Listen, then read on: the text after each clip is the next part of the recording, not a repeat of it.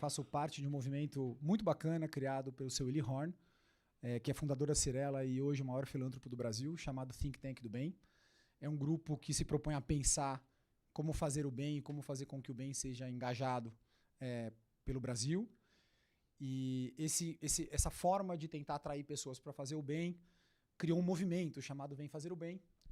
Esse movimento está nas redes sociais, então se vocês puderem ajudar, a gente acabou de lançar. E quanto mais a gente tiver uma caixa de ressonância, mais a gente pode mostrar o que está sendo feito nessa direção, mais a gente cria engajamento, mais a gente cria uma onda onde a gente possa fazer com que pensar sobre como ser do bem vai ajudar o nosso país a chegar nos objetivos que tem que chegar. Aqui na Faria Lima, aqui no mercado financeiro, está precisando de pessoas que precisam pensar nessa direção. Já tem gente com muito resultado financeiro e eu espero que não demore muito para chegar a uma idade onde você entenda que isso não é suficiente para a sua existência fazer sentido e, portanto, para a sua saúde mental no final da sua vida ter valido a pena. Isso dito, as iniciativas que o movimento Vem Fazer o Bem tem levado a cabo são conversas do bem. Então, tem desde podcasts com pessoas muito interessantes, contando um pouco da experiência em vida e o que motivou aquelas pessoas a tomarem essas atitudes. E alguns desses podcasts já estão nas redes sociais, então tem Vem Fazer o Bem @oficial no Instagram, quem quiser, eu estou atrapalhando na verdade, quem quiser é só pegar aqui o QR Code, ficou pequeno, né? Não sei se vocês conseguem pegar. A gente está passando essa iniciativa de Conversas do Bem ao vivo no Instagram, então também a gente está sendo filmado aqui live para poder fazer com que mais pessoas tenham acesso que não puderam estar aqui hoje.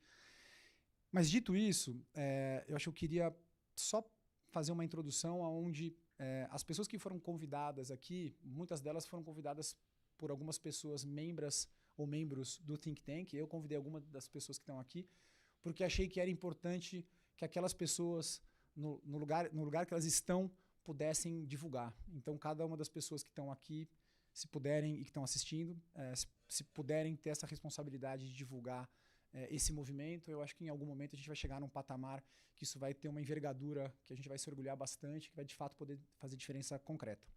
Bom, eu estou aqui, na verdade, só para fazer essa introdução e eu queria, na verdade, apresentar uma colega que é talvez uma das membros mais ativas do Think Tank do Bem, que é a Célia Parnes. Para quem não conhece a Célia, ela está envolvida com voluntariado e filantropia e é uma pessoa que faz o bem bastante, já há muito tempo, acho que talvez desde que ela é mais nova. Ela é mais conhecida por ter sido secretária de Estado aqui no Estado de São Paulo, de Desenvolvimento Social, onde ali tinha mais ou menos 1,4 bi que ela geria de programas sociais, então acho que ela tem bastante experiência e lugar de fala. E ela também é secretária-geral da CONIB, né, da Confederação Nacional Israelita aqui de São Paulo. Na verdade, nacional, né? Nacional. Então, Célia, eu acho que como você que trouxe essa iniciativa, que não podia ser mais... não podia estar num momento melhor, né, em tempo de COP, em tempo da gente destruindo aí o nosso planeta, não seria nada melhor do que a gente poder trazer aqui uma conversa do bem ligado a quem criou o conceito, né, de objetivos sustentáveis. Então, Célia, se você puder vir aqui introduzir a nossa palestrante de hoje.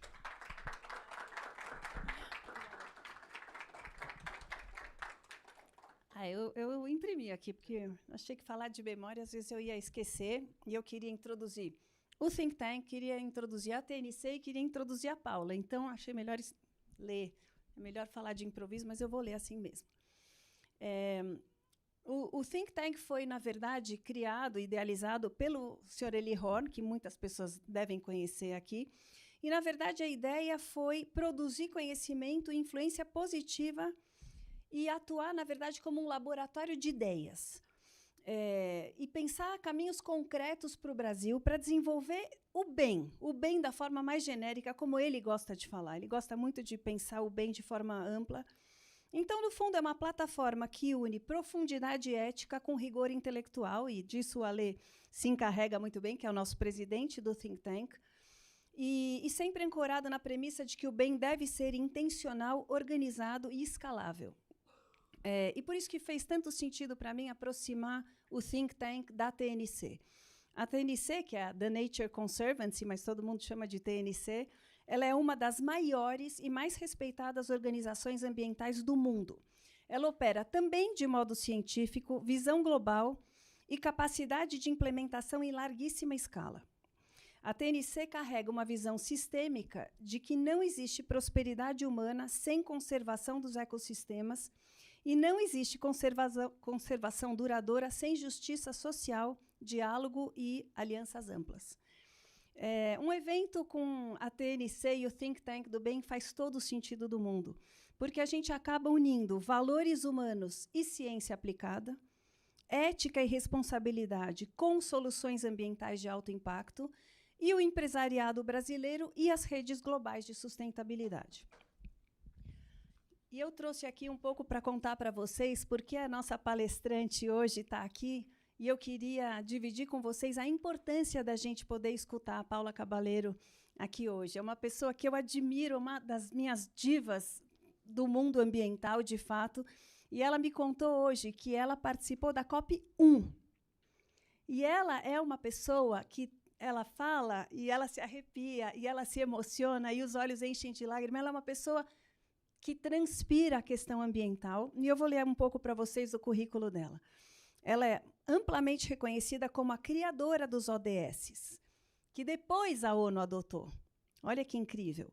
Isso na época do governo da Colômbia, acho que ela vai poder contar para a gente um pouco mais. E por esse trabalho recebeu inúmeros prêmios e reconhecimentos.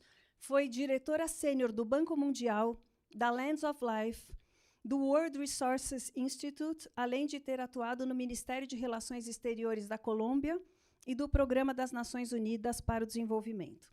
Ela é bacharel em História pela Universidade de Brown e mestre em Relações Internacionais, com especialização em recursos transfronteiriços pela Pontifícia Universidade Javeriana, né, de Bogotá. Eu queria agradecer a Jive House, queria agradecer a esse espaço tão bonito que abriga debates, onde o Brasil é pensado de forma estratégica, sofisticada e plural, e essa atmosfera aqui, nossa, tão intelectual, mas, ao mesmo tempo, tão descontraída, que favorece esse tipo de encontro transformador. Obrigada, Alexandre Cruz, presidente do Think Tank, sócio proprietário aqui da Jive, pelo seu engajamento, pelo seu interesse e pela sua generosidade. E convido também a todos a entrar nas nossas redes do Vem Fazer o Bem Oficial e conhecer um pouco mais desse trabalho transversal do Think Tank do Bem. Obrigada, pessoal. Paula.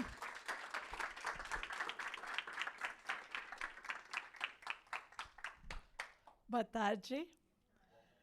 É um prazer estar aqui com vocês. Muitas graças pelo convite. Eu sou colombiana, eu falo portunhol, mas eu estive na COP a semana passada, falando em inglês, então tenho o chip um pouco volteado. Vou a falar, se está bem com todos, em inglês, mas a gente pode falar em português, ou portunhol, ou espanhol, ou inglês, tá igual. Mas eu espero que está bem se eu vou fazer apresentação em inglês. Sim? Ok. Bom, como dizia a Célia, eu llevo muitas décadas trabalhando em estes temas. Na TNC, sorry, now I don't even know what language. And in TNC, I have discovered an organization that I think has the muscle and the capacity for this critical inflection point that we are for the planet, and I think for our societies, for our economies. TNC works in over 80 countries, and as Celia was saying, I've worked globally for many years. But I think even if I was not Colombian, if I was not Latin American like all of us, I would still want to work in Latin America. Because I think that this is a very decisive place to be now for what we're doing. Celia said I have been around the world and worked in many different places. But even when I was at the World Bank, I feel that now at TNC, I can have more impact than even when I was a global director at the World Bank. Because TNC is all about partnerships. It's about agility. It's about radical collaboration and real innovation. And that's what I'm excited to tell you all about today. TNC is working, as I said, in over 80 countries. We work in 9 countries in Latin America, but obviously, by far, the biggest program that we have is here in Brazil. And what I would say that we combine that's very important is a really deep understanding of each locality, of the territory. All our teams in Brazil are Brazilians. In Colombia, it's Colombians. So we have the network and the local understanding, but then we have this incredible muscle and expertise. Markets, finance, policy, technical assistance. And we combine that. And I think that that kind of muscle and scale is really important, as I was saying, because this is really a moment that matters. We're in a race against time. And so I wanted to talk about why Latin America matters. I mean, it matters to all of us. We're Latin Americans. But to the world, I say that to every single person on the planet, Latin America has to matter. We have 1 in 10 species is in Latin America. 1 in 3 drops of water is in Latin America. 25% of the forests of the world are in Latin America.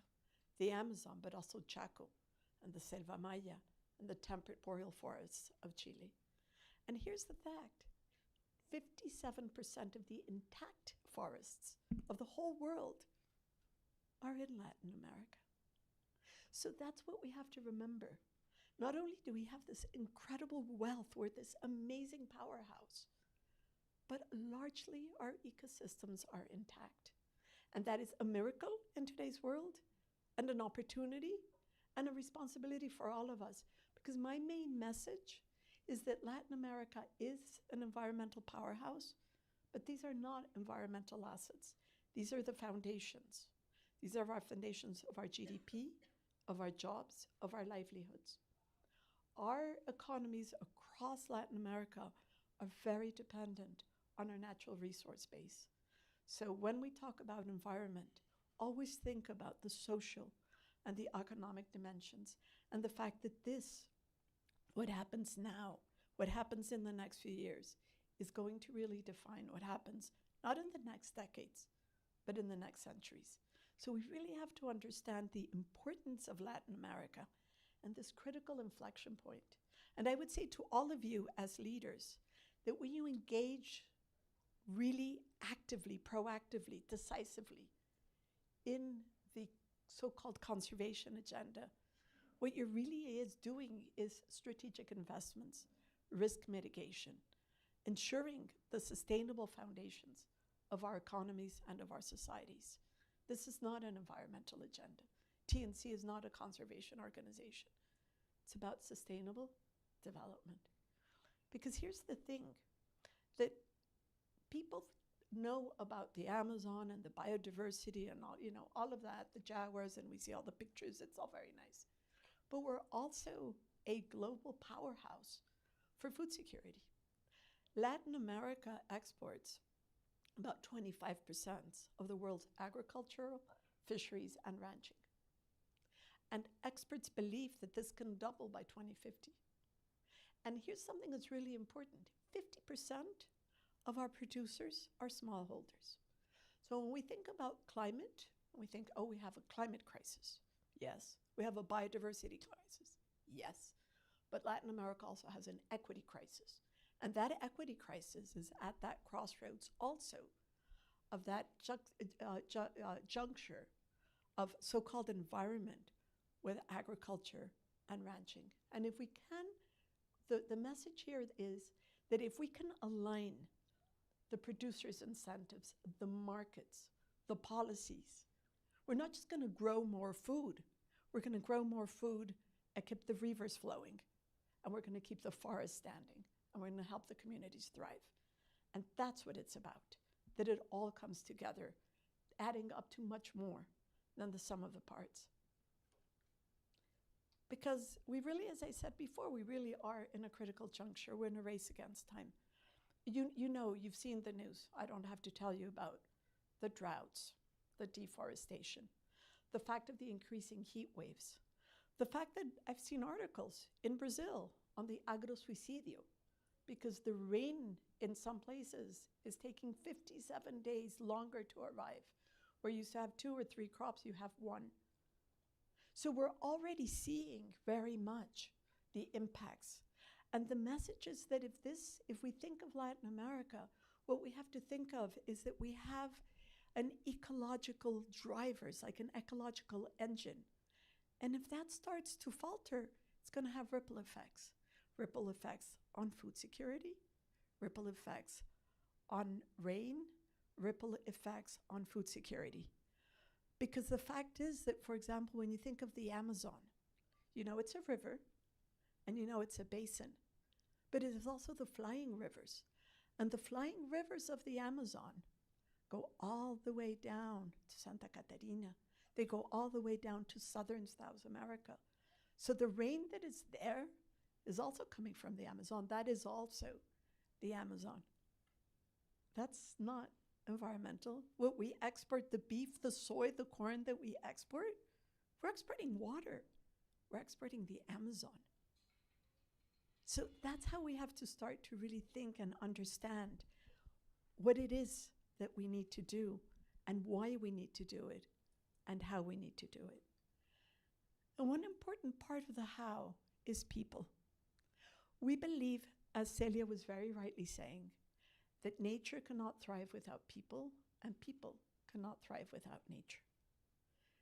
The SDGs, the Sustainable Development Goals, were predicated on that idea that there is nothing that is environmental, nothing that is social, and nothing that's economic. All these dimensions flow into one another. And nowhere more so than with our local communities and our indigenous peoples. And you might think, well, why, there's 47 million people in the Amazon, about 1.7 are indigenous. Why do they matter? Well, I'm going to tell you why they matter. And they matter enormously. About 40% of the intact Amazon is in indigenous lands. Worldwide, the lands that we need to conserve, where 80% of the biodiversity is, and here's the best, where most of the carbon stocks are in indigenous lands, in collective territories. And where the rights, where the access has been safeguarded, deforestation rates are about 50% less, carbon stocks are highest. So the messages that we cannot deliver on these grand commitments that we have made, that we're going to keep the temperature below 1.5, right? That we're going to tackle the biodiversity crisis. All of these commitments that we have made, we cannot make them unless we do so with these local communities, with the indigenous peoples that are the guardians, that are the stewards. And what we say at TNC is that stewardship, the way they manage their lands, is a systems lever itself, is a way of managing systems.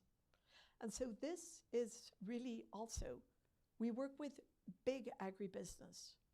We work with small communities. We work the whole spectrum. And it's people, that radical collaboration, that alone will help us find the kinds of solutions that can and will turn all of this around. So where do we work in Latin America? In Latin America, we're working across what we call iconic places, these big geographies where we think we can have the biggest impact, where we must have the biggest impact. And in Brazil, we have three. We have the Atlantic forest, the Cerrado, and the Amazon. Although obviously in the Amazon, we work across the entire basin. And here's the thing about the work that we do. I don't believe in projects. We don't want to do projects, small projects, linear thinking that stop and end. We're going after systems change. And what that means is that we're trying to shift entire systems so that change at scale becomes endemic to those systems. And if you think that that's impossible, I'm going to give you examples of how that is already happening, how together we're already making that happen. And what we do at the heart of it is to deliver what are called nature-based solutions. And nature-based solutions are not environmental issues. Yes, there's protection and restoration, but critically it's about regenerative agriculture, regenerative ranching, sustainable fisheries, demonstrating that you can grow, as I was saying, and you can continue to increase the production, but in a way that creates resilience, that creates productivity, and that increases the productivity. And the way that these natural solutions are done is about climate risk, it's about water security, and it's about food security. So we leverage these nature-based solutions. But we have also been pioneers in innovative finance, because we also need finance at scale in order to be able to deliver on this, on these challenges, on these opportunities that I was talking about. And that is what we have been doing. So we have done everything from nature-based swaps, climate swaps. We, in Ecuador, for example, at the end of last year, we helped restructure $1.3 billion of Ecuador's sovereign debt. And in doing that, we've freed up $460 million over the next 17 years that will be partially managed through a conservation trust fund, completely independent. And this is money that's going to go for the whole area that is called the Amazon Biocorridor, El Corredor Bioamazónico in Ecuador. And we've co-created this with government, but also with the indigenous peoples. Here in Brazil, to be able to do this transformation of the productive and ranching sectors, we created IFAC, Innovative Finance for Amazon, Cerrado, and Chaco. We're looking to mobilize $10 billion to support ranchers, to support farmers, to transition their production to more sustainable practices, to increase soy production, but not by opening new virgin lands, by converting lands, but by working in degraded pastures. Because we know that that transition, which will pay huge dividends, needs upfront capital, needs patient capital, so that that transformation can happen. And last week, we launched, with Vox as the asset manager, a catalytic fund to help to unlock, to de-risk that capital so it can move faster. So all of these tools together, what we're doing is making conservation investable. As I was saying at the beginning, for you, the invitation is that you think of decided engagement in conservation as TNC understands it, as a strategic investment, as a risk management strategy. And let me give you a concrete example of what this looks like. We're convinced that one of the best ways to achieve conservation gains is through transforming food systems. And the key to that transformation is traceability. We have proven that when you bring traceability, transparency, accountability to supply chains, you can bring transformation at scale, that it stops being an idea and it's something that happens. And the breakthrough happened here in Brazil, in Pará. So working together with big agricultural companies, working together with the state of Pará, working together across with ABIEC, with the producers' organizations, we demonstrated that it is possible to take every single animal, every single cow, and do individual traceability with ear tags. And why is that important? The biggest driver of deforestation in the Amazon is cattle ranching. So in principle, you would say, oh, they're the bad guys, right? We shouldn't work, they're terrible, stop eating meat. We know that's not gonna happen. On the contrary, if you work with this sector, if you co-create, you'll find lasting solutions that really are, make a seismic change, that are, we like to talk about paradigm shifts. Well, this is a paradigm shift. What's happening here in Brazil, it's a model for the world. And what do we do? Because by being able to trace the animals from the moment that they are born all the way through to the slaughterhouse, if there's full visibility, you take deforestation out of the supply chain. That's simple, completely cost effective. And that's what we've done. And Governor Elder Rabajo, because we've shown that the solution, working with his government, working with private sector, that this is possible. What we're doing now is he decreed that by the end of 2026, it's mandatory for every single 26 million head of cattle, think of that, individually tagged, every animal that transits through Pará. Just let that sink. It's incredible. We talk about paradigm shift. That is what a paradigm shift looks like. And now other states, other countries are looking to that and going, oh, as we would say in Spanish, sí se puede. It is possible. It is possible to change an entire sector. And that's what I mean, that we don't work with little projects. We work across entire sectors. But this is also about inclusion, because 70% of those producers are small. And so they need support. So we're providing free air tags for the beginning, access to better credit, access to technical assistance, so everybody can participate in this transformation of the entire sector. But we are very ambitious because we need to be ambitious. Remember what I said at the beginning. So we're also working with soy. So in Argentina, with the sector, with the government, we've created a platform, and you are very invited to visit the website. It's incredible. And it's a traceability and certification. And already 2 years ago, the very first shipments of fully certified zero conversion soy were exported to the European Union. And now Paraguay is interested. It's becoming regional, and we're expanding it to other value chains. And that means with VSAC already, we're avoiding conversion of about 600,000 hectares. That's about, in Brazilian terms or Argentinian terms, 1 million football fields of avoided conversion. And that is what good looks like. But how have we done this? Working with really big partners, with powerhouses. We work with JBS. We work with Walmart. We work with Carrefour. We work with Mondelez. We work with big agribusiness just as much as we work with our indigenous organizations. And we're leveraging incredible tools for this. AI, integrated databases, electronic monitoring, bringing all of this together so that we bring about changes in what good looks like, what the norm is. And those are changes that don't go back. It's not a project. You've changed the system, and you've changed it once, you've changed it essentially forever. That is systems change, and that's what it's all about. Another kind at another spectrum, I wanted to invite you to come with me to southeastern Mexico, to the Selva Maya. There's the Amazon, but after the Amazon, the second largest tropical forest in Latin America and South America is in the Selva Maya. And here, 70% of the land is in ejidos, collective territories. And this is an incredible ecosystem. It's under huge threat from illegal and unplanned cattle ranching, agriculture, tourism, infrastructure. And as those pressures rise, these communities are losing their ancestral lands. And this is where the heart of the Mayan culture is. And they're losing that. So what have we done?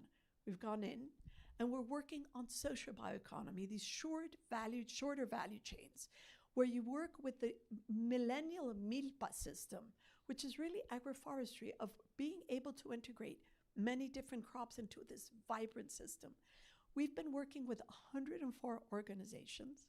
We've consulted with over 270 leaders of the different communities, and we have created a whole program that has, again, not projects, access to markets, access to finance, hubs that aggregate the production and changes in the value chain. We've created a financial platform. We've mobilized over $50 million in loans for smallholders. We're impacting the lives of over 50,000 people. And we're impacting right now already 300,000 hectares with the possibility of extending this to 1 million hectares. That is, again, change at a systems level. And that is the invitation that you join us in TNC to think about how you can influence from your own spaces, be a part of change that matters, of change at this scale. So I was saying that I just came from Brazil. And Brazil is supposed to be the COP of truth, the COP of implementation. But what I would like to argue is that implementation and truth is exactly what I've been talking about, that the solutions are already there. They're proven and they're tested. And what we're looking, I've had wonderful conversations with many of you. There's so many people in this room that are just doing incredible work. And I like to say that the problem with organized crime is not that it's criminal, but that it's organized. And where's organized sustainability? We have to organize ourselves. What is happening right now in the COP, I can talk about I used to be a negotiator. I actually know and work very closely with the negotiating team from Itamaraty. I know all of them. But this is a COP where what we need are proven solutions, the solutions that we can bring. For example, one of the challenges of this COP is how to unlock $1.3 trillion. It has to be from private, from public, ODA, the whole. But that's not going to happen overnight.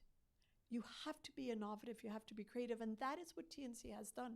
I've told you about the debt swaps, about IFAC, about CCAT, about conservation trust funds. There's a whole range of instruments that we've already been working on that are on the table that can help us move towards that 1.3 trillion, that can help us move and stay under 2 degrees. Everything that I've talked about is absolutely relevant to this COP, is absolutely relevant to the day after COP, to the work that we have to do together at this planetary inflection point in, I think, arguably the most important hemisphere in the entire world, which is Latin America. So, as I was saying, this is really the future of the planet. But we have to work with systems and we have to work at scale. And the invitation is that we change our mindsets and that we work together to really bring about those systems change that's irreversible, that changes the norm, and that enables us to achieve the impossible. Because I tell my team all the time, I'm not at all interested in what is possible. I'm interested in what is needed. And I'm going to leave you with a word of wisdom from Nelson Mandela, who always used to say, it's impossible until it happens. Together, we make it happen. Muchas gracias. Obrigada.